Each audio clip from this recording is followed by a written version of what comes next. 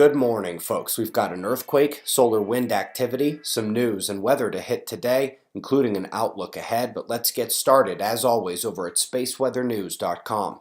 We're finding the last 24 hours on our star very quiet. We finally did get sunspots after a couple weeks without them, but they came in silence and now begin to turn away with the coronal hole having produced virtually nothing in terms of solar flares. Solar wind here. Slight intensification this morning, but we have to believe the core of the stream expected today will increase the plasma speed further and the geomagnetic conditions. But thus far it has been a very slow onset to the stream. Eyes open today as the system certainly has set solar wind our way. You'll recall we were expecting at least one larger rumble before that stream arrives, and it took place midday yesterday in the Gulf of California. Magnitude 6.3 event was easily felt in the surrounding areas, but luckily only the slightest of damage. Rough news at Hamaoka Nuclear Station. After finding radioactive deposits last year in the basement, they just found some more on the second floor this week. Good news is that neither incident resulted in detections outside of the facility. So folks, we had the purported neutron star merger last year with gravitational waves and the afterglow. Now, regardless of whether you like standard, quantum, lambda, or electric models, the observations of a continued brightening in the X-ray and radio wavelengths is puzzling because the event is long over and should be fading away, not getting brighter.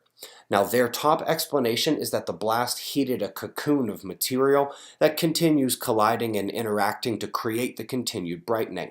And that may be more accurate than they realize. A terrific paper hit Cornell's archive earlier this week that looked at pulsars in the galaxy and found no even distribution and scattering of material, but rather compact plasma layers that formed unexpected patterns around the pulsars. And they found these with every pulsar studied. Now, take a much grander event of the alleged star merger, the one that created the gravitational waves, and then contemplate how complex and large the plasma sheets or plasma layers would be in that instance, not to mention the added material of two objects to be heated instead of just the lone pulsar. Folks, if the event that made their gravitational waves is as powerful as a pulsar or more, there's your lasting effects, and as time progresses, the layers can interact and keep it going as well.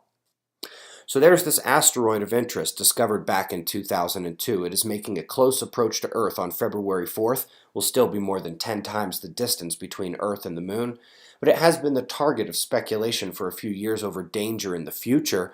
But here we now know that this flyby has already told us that there are no passes that present any danger of impact in at least the next 100 years.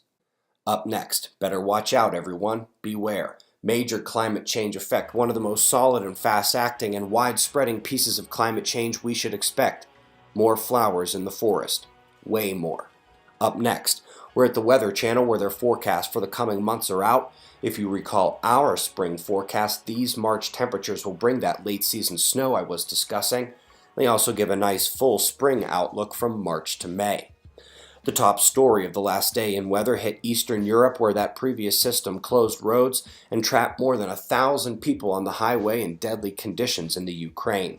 The next system is already incoming there and will reach the UK by tonight. We've got the rest of the world on wind maps and shots of our star to close. We greatly appreciate your support, and we'll do this all again tomorrow, right here. But right now, it's 5:15 a.m. in the new Valley of the Sun. Eyes open, no fear. Be safe, everyone.